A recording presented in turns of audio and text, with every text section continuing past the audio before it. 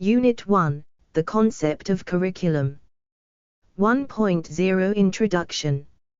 Schools exist in society for the main purpose of transmitting existing knowledge, culture and traditions of society to their learners. This is necessary in order to ensure the continuity of that society. From time to time, however, members of society are concerned with what the schools are for and what must be taught in the school. Thus, members of the society do come together to take decisions on what schools teach to the learners. The totality of the learning experience in schools is what is called curriculum. However, because of varying perspectives from which different people are bound to look at the same things, the term curriculum has been defined in many different ways by different experts.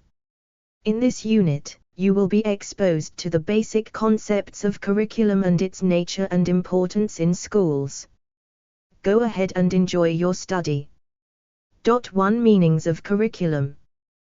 The word curriculum comes from the Latin word currere, which means to run or to run a course. That is, a course of study, which contains a body of subject matter approved for teaching by society in schools. However, as said earlier, different experts view curriculum from perspectives other than the course of study definitions. Here are some of them. 2. Curriculum is a structured series of learning outcomes. It, therefore, tries to see curriculum as an input which results in a certain output. Another definition says, curriculum is an organized set of formal educational or training intentions. The emphasis of this view is clearly seen, from the input perspectives.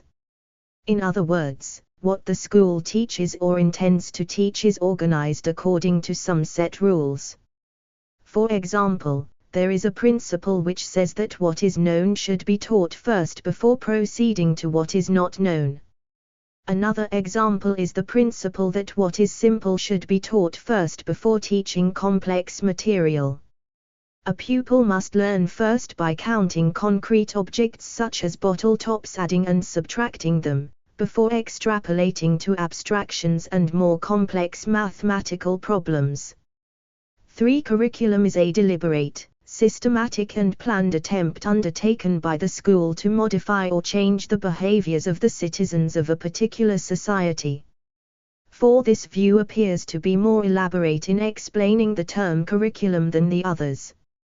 Although the input-output paradigm is subsumed in this definition, it is clear that what the school teaches must be deliberately planned and arranged in a particular way to bring about the desired outcome of changing the citizens' behavior. 2. Analysis and summary of the definitions. From the foregoing, it is clear that there is a program which schools must run in order to properly educate the citizens.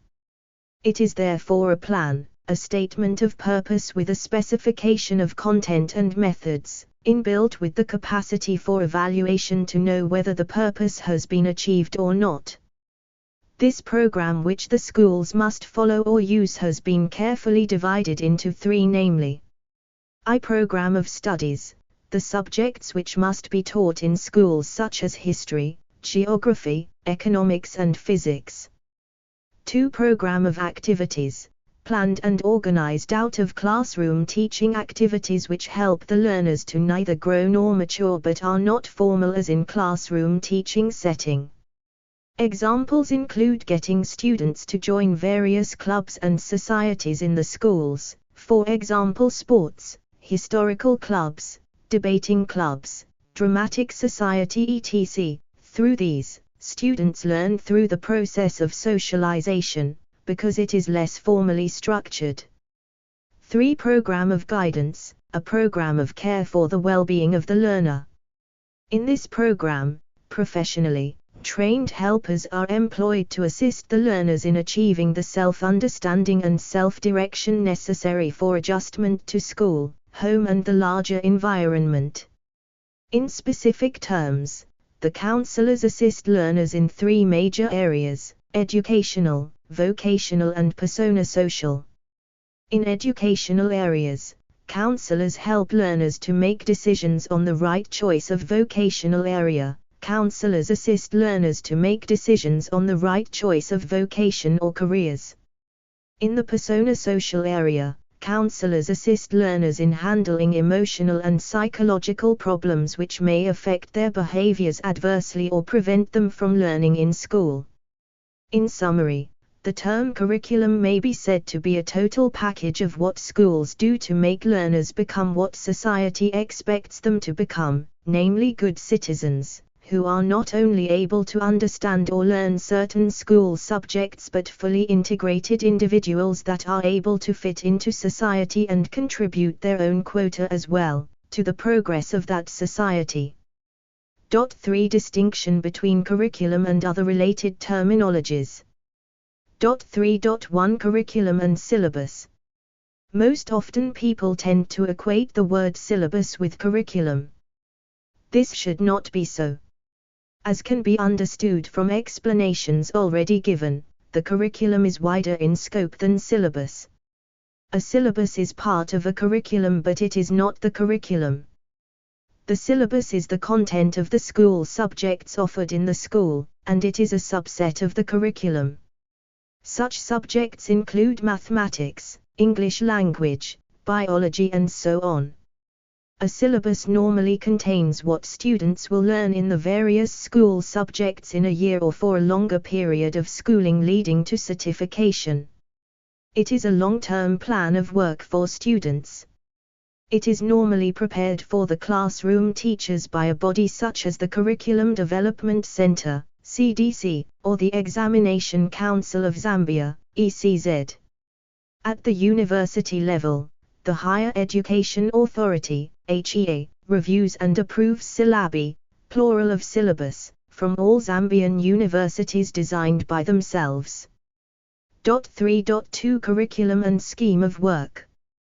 Again, the curriculum of a school is not the scheme of work. As the name implies, a scheme of work is a breakdown of the contents of what students are expected to learn in a given period. In other words, a scheme of work is the systematic arrangement of subject matter and activities within a given time period, such as a term or a semester. Whatever the learners are expected to learn are broken down into instructional units, which include activities, and are normally prepared by the classroom teacher. It is usually a guide in planning what is to be done per week over a term or semester and for the 3 terms or 2 semesters in an academic year as the case may be. 3.3 Curriculum and course of study. A course of study is an educational program leading to the award of a certificate at the end of the program for a particular set of learners. For example, a secondary teacher's diploma, STD, is a course of study. Another example is a Bachelor of Education, B.Ed, program in English, in a teacher education program. Another example still is the Master of Science program, M.Sc, in public health offered in the Faculty of Science at Rusangu University. A course of study therefore refers mainly to a program of learning that are offered to students, with various course contents, at the end of which they are awarded a certificate indicating the type of course of study they had undergone. To understand this better, a friend might ask another what course he/she offered at the college or university. The answer could then be any of the following: a B.A. Ed course in Language Arts, an STD course at the College of Education, an M.Sc course in Public Health etc. 3.4 Curriculum and lesson note. A lesson note, or note of lesson, or lesson plan, is a guide for teachers to assist them in the orderly presentation of a lesson to the learners in order to facilitate learning. Teachers draw the plan for teaching a particular lesson from the scheme of work. That is, just as the scheme of work is a breakdown of the syllabus, so the lesson note is a breakdown of the scheme of work into daily lessons, which are planned by the teacher. In this plan, the teacher explains the step-by-step procedure which he/she would follow in presenting the lesson to the learners. It usually contains the activities expected of the students as well as the teachers during the period of the lesson. The lesson note, or note of lesson, or lesson plan, is therefore not curriculum. The classroom is the implementation point of the program of learning, which is just one of the three major components of the curriculum. Thus, the lesson note is an important aspect of curriculum implementation, especially the program of learning component of the curriculum. For purpose of school. Schools are separated institutions by society for the purpose of transmitting the existing body of knowledge, culture and traditions of the people of a given society to their citizens. Schools are important because they produce boys and girls, men and women who are prepared to live and be integrated into society. Schools provide manpower, as well as training in character and the virtues which society holds dear. The school is therefore both an agent of stability and change in society. The educated citizenry produced by schools are expected to go back to the society and contribute to its growth and development. However, the school cannot carry out this task without having an adequate and appropriate curriculum designed after due consultation with relevant and appropriate members of society. Hence the saying that the school and society should both be involved in the curriculum planning process. 5. Nature of curriculum in school. An expert in curriculum called Tyler, 1949, was among the first to suggest 4 fundamental questions which must be answered when talking about the nature of curriculum in schools. These are: 1. What educational purpose should the school seek to attain? Objectives. 2. What educational experiences can be provided to attain these purposes, i.e. the activities, the subject matter etc. 3. How can these educational experiences be organized effectively to achieve these purposes? For example, teacher-centered or child-centered learning. 4. How can we determine whether or not the expected objectives have been achieved, i.e. using tests, performance observations and other forms of evaluation? These 4 fundamental questions are from the core of the curriculum development process. By its very nature, therefore, curriculum cannot be said to have been presented until objectives, contents evaluation procedures are clearly specified. This will be further elaborated in subsequent units. 6. Dimensions of the definitions of curriculum. Although there are very many definitions of curriculum, an interesting thing is that the definitions can be categorized into 2 major dimensions. These dimensions are ends and means, and existential and personal. 6.1 Ends and means. A curriculum ends refer to the intended learning outcomes, ILOs, which may be expressed as aims, goals and objectives. Some curriculum definitions reflect the ends of the curriculum. When a curriculum is so defined, the subject matter is chosen to reflect the outcomes. Often they are planned experiences for the learners. On the contrary, the definitions instead of emphasizing ends may refer to means of achieving the ends. 6.2 Existential and personal. These are definitions that emphasize either the things being studied, existential, or the students studying, personal. When definitions refer to textbooks, materials of instructions, and content such as concepts, theories and facts, they are categorized as existential. Others may instead refer to the student's experiences rather than the things being studied. These are personal experimental definitions of the curriculum. Self-assessment exercise. Categorize the definitions listed in this unit into the 2 major dimensions. 7 Curriculum components. In section 3.1 above, we reviewed some definitions of curriculum. As part of the review process, it is important that you identify the components or elements of the curriculum. We shall briefly discuss these in this section. There are 5 widely agreed components or elements of the curriculum. These are A. A framework of assumptions about the learner and society. B. Aims and objectives. C. Content or subject matter with its selection, scope and sequence. D. Modes of transaction, for example methodology and learning environments, and E. Evaluation. A. The individual and the society as a framework. All curriculum organization begins with assumptions concerning the learner and society.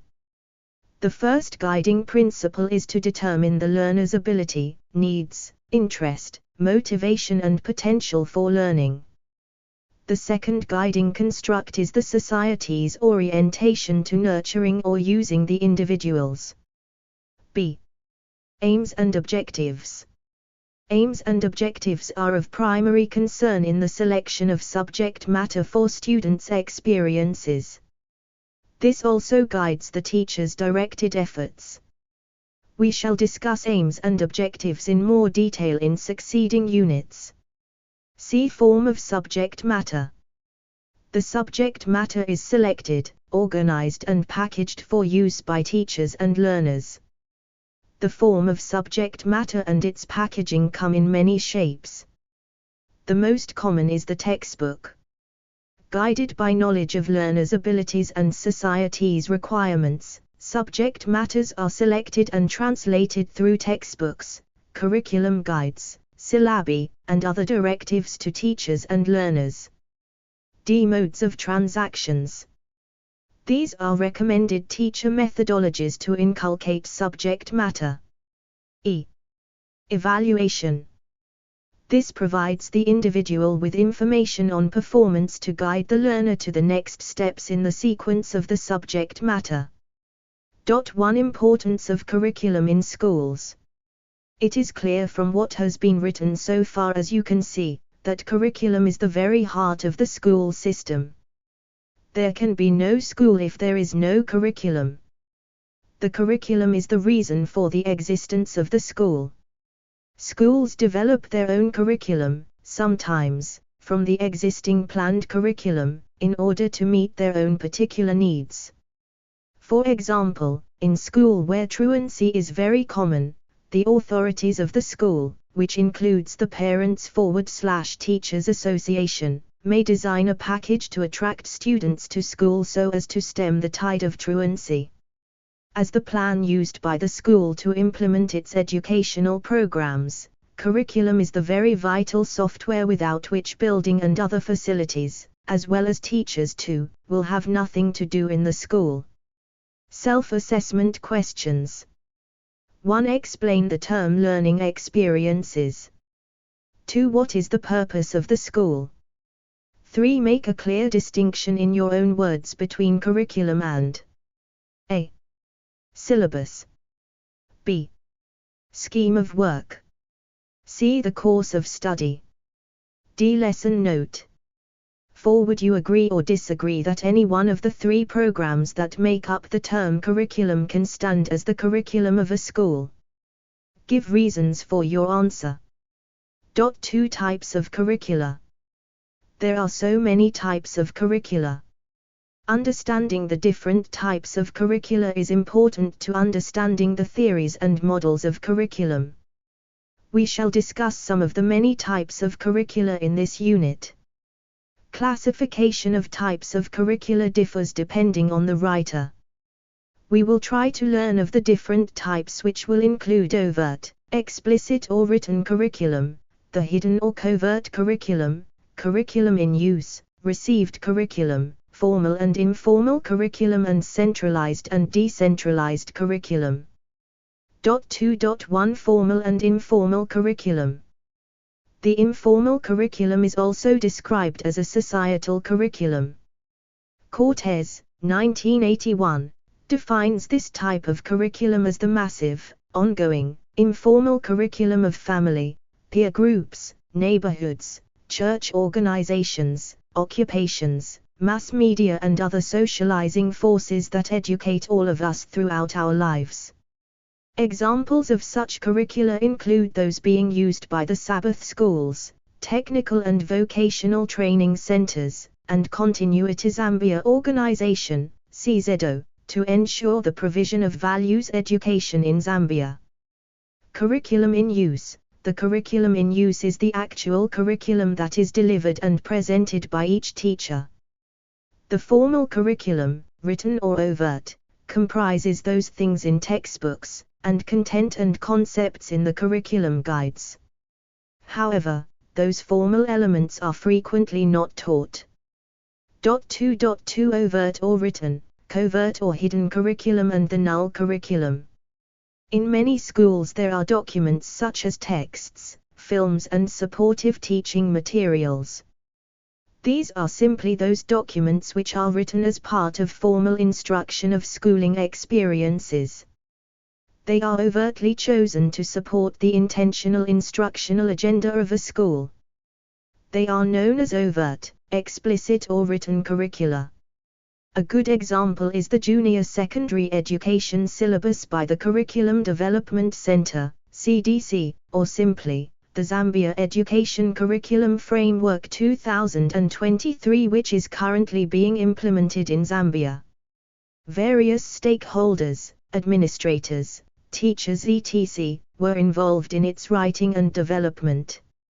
According to Longstreet and Shane, 1993, the hidden curriculum refers to the kinds of learning children derive from the very nature and organizational design of the schools, as well as from the behaviors and attitudes of teachers and administrators.